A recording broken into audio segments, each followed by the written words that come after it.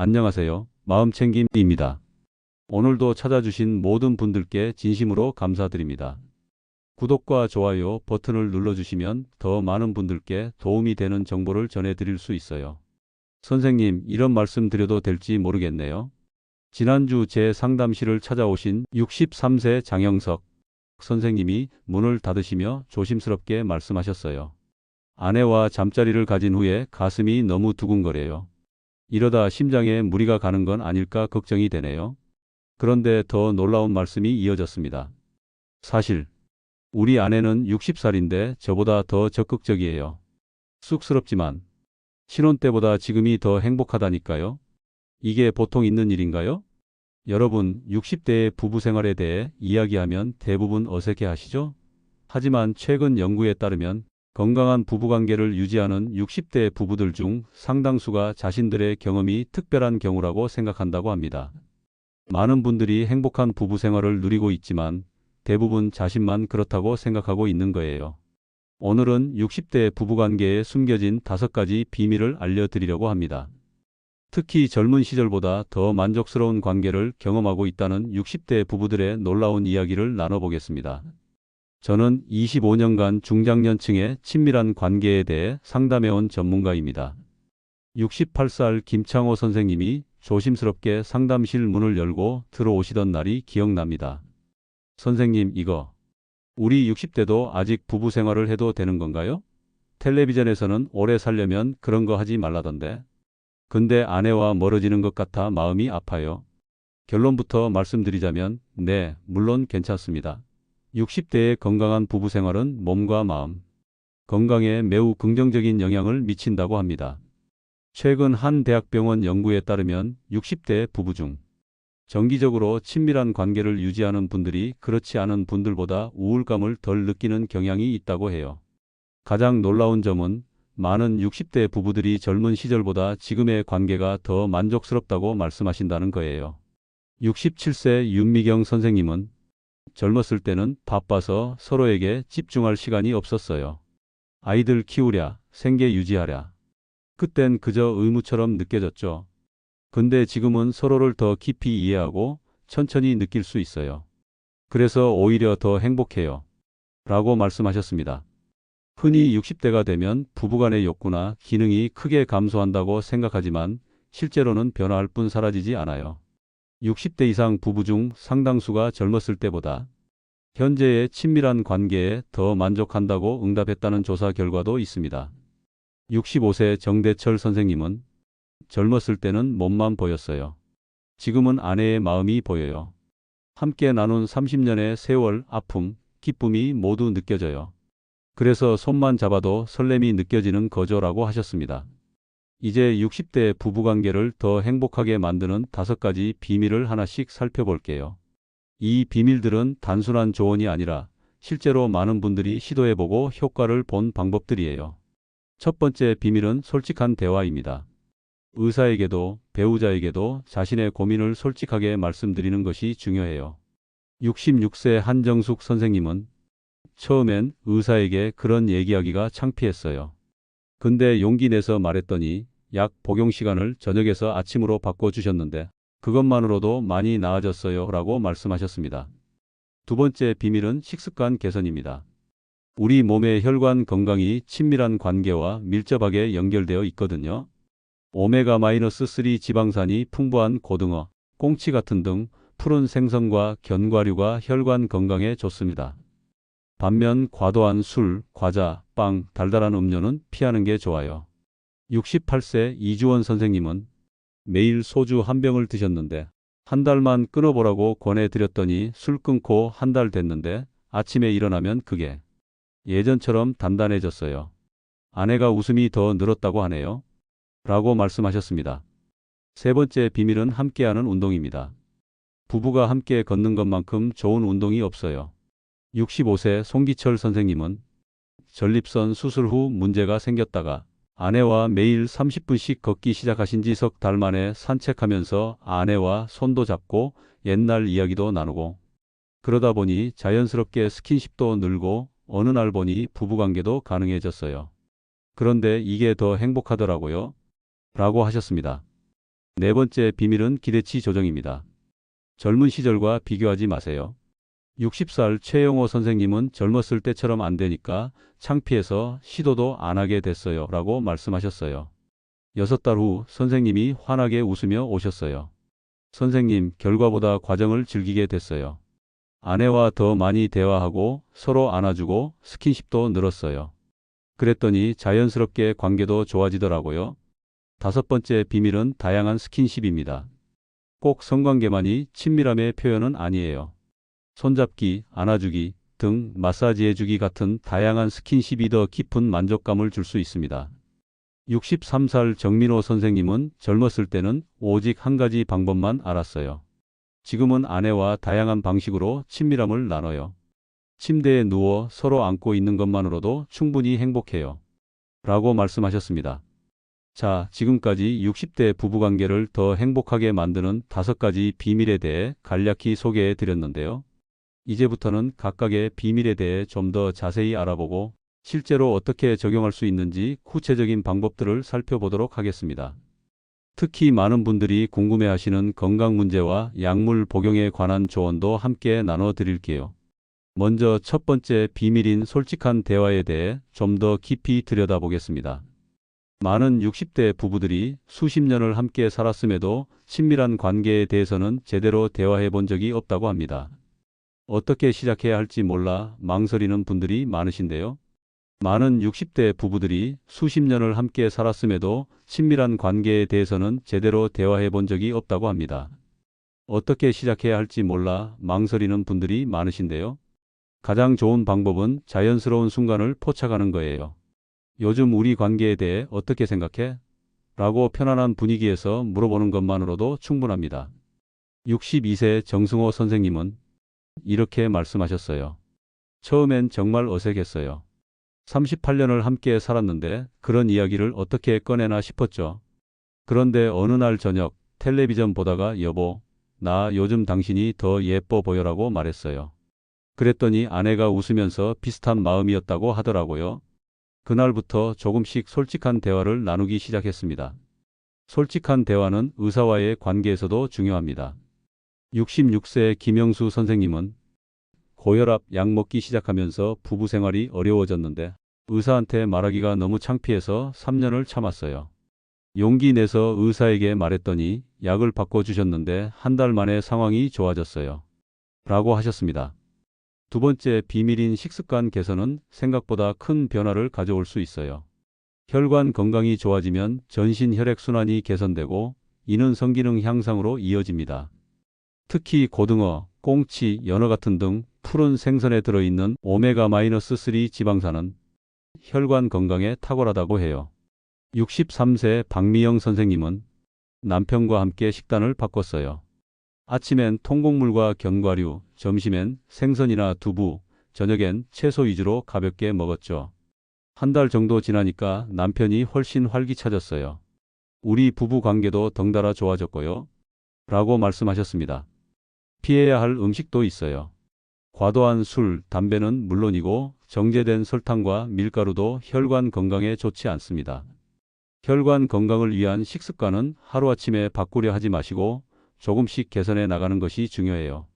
세 번째 비밀인 함께하는 운동은 단순히 체력을 키우는 것 이상의 효과가 있습니다. 특히 부부가 함께 걷는 것은 신체적, 정서적 친밀감을 동시에 높여준다고 해요. 69살 최명자 선생님은 처음엔 운동이라고 생각 안 하고 그냥 동네 한 바퀴 산책만 했어요. 근데 매일 저녁 남편과 손잡고 걸으면서 이런저런 이야기를 나누다 보니 신기하게도 옛날 연애 시절 같은 설렘이 느껴지더라고요. 라고 말씀하셨습니다. 운동은 무리하게 할 필요가 없습니다. 60대에 갑자기 격한 운동을 시작하면 오히려 부상 위험이 커져요. 가장 좋은 것은 매일 30분 정도 부부가 함께 걷는 것이라고 합니다. 걷기 외에도 수영, 가벼운 요가, 태극권 같은 운동도 좋아요. 네 번째 비밀인 기대치 조정은 심리적인 부분이지만 굉장히 중요합니다. 60대에는 신체가 젊은 시절과 다르게 반응하기 마련이에요. 이때 젊은 시절의 경험과 비교하면 좌절감만 커지게 됩니다. 63세 한상철 선생님은 젊었을 때처럼 안 되니까 자신감이 떨어져서 아예 시도조차 안 하게 됐어요. 그러다 아내가 우리 그냥 안아주기만 해도 좋은데 그것마저 안 해준다고 서운해 하더라고요. 그 말을 듣고 완벽하게 하려고 하지 말자고 마음먹었죠. 그러니까 오히려 부담 없이 스킨십을 나눌 수 있게 됐어요. 라고 말씀하셨습니다. 부부관계에서 성공이란 무엇일까요? 젊은 시절에는 육체적인 결합 자체를 성공이라고 생각했을지 모르지만 60대에는 그 정의를 바꿔보는 것이 중요합니다. 서로 만족감과 친밀감을 느끼는 것, 그 자체가 성공이라고 할 수 있어요. 다섯 번째, 비밀인 다양한 스킨십은 60대 부부관계에서 가장 중요한 부분일 수도 있어요. 꼭 성관계만이 친밀함의 표현은 아니잖아요. 손잡기, 안아주기, 등 마사지해주기, 함께 샤워하기 같은 다양한 스킨십이 오히려 더 깊은 만족감을 줄 수 있습니다. 60세 황정숙 선생님은 남편이 뇌졸중으로 편마비가 왔어요. 처음엔 부부관계가 불가능해져서 많이 슬펐죠. 그런데 오히려 그 일을 계기로 다양한 스킨십을 나누게 됐어요. 매일 저녁 남편 등과 다리를 마사지해 주는데 그 시간이 우리 둘 다에게 너무 소중해요. 라고 말씀하셨습니다. 또한 친밀감을 나누는 시간도 중요합니다. 젊었을 때는 밤 시간에 집중되었다면 60대에는 오전이나 오후 시간이 더 좋을 수 있어요. 신체 리듬이 달라지기 때문이죠. 이렇게 다섯 가지 비밀을 실천하다 보면 젊은 시절과는 다른 방식으로 더 깊은 만족감을 느낄 수 있다고 합니다. 하지만 여기서 꼭 짚고 넘어가야 할 것이 있어요. 바로 건강관리와 약물 복용에 관한 부분입니다. 많은 60대 분들이 복용하는 약이 성기능에 영향을 미칠 수 있다는 걸 알고 계신가요? 특히 고혈압약, 우울증약, 콜레스테롤 약 등이 그렇습니다. 하지만 절대로 의사와 상담 없이 약을 중단하시면 안 됩니다. 62세 박영호 선생님은 고혈압약 때문에 부부관계가 안 된다고 생각해서 약을 끊었다가 뇌출혈로 쓰러졌어요. 그때 의사 선생님이 그럴 바에는 발기부전 치료제를 처방해 드릴 테니 고혈압약은 꼭 드세요 라고 하시더라고요. 약을 바꿔주셨는데 지금은 훨씬 나아졌어요. 라고 말씀하셨습니다. 여성분들의 경우도 마찬가지예요. 갱년기 이후 호르몬 변화로 질 건조증이 생길 수 있는데 이것 때문에 부부관계가 고통스러워질 수 있습니다. 윤활제를 사용하거나 여성 호르몬 크림을 처방받는 방법도 있어요. 65세 이영숙 선생님은 너무 아파서 몇 년간 남편을 피했어요. 그런데 여자 의사 선생님께 용기 내서 말씀드렸더니 간단한 크림을 처방해 주셨는데 정말 달라졌어요. 그동안 왜 말을 못했나 후회했죠. 라고 하셨습니다. 60대에 접어든 많은 부부들이 자신들만 어려움을 겪는다고 생각하지만 실제로는 많은 분들이 비슷한 고민을 하고 있어요. 중요한 건 이런 변화를 자연스럽게 받아들이고 서로 소통하면서 새로운 방식으로 친밀함을 나누는 법을 배워가는 거예요.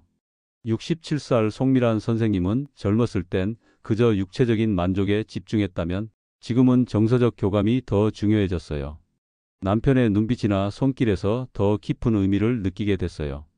그런 감정이 오히려 더 깊은 만족감을 주더라고요.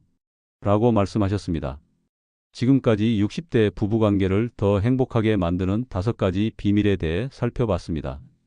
이제 이런 비밀들을 어떻게 일상에서 실천할 수 있는지, 그리고 실제로 부부관계에서 흔히 겪는 문제들과 그 해결책에 대해 좀 더 자세히 알아보겠습니다.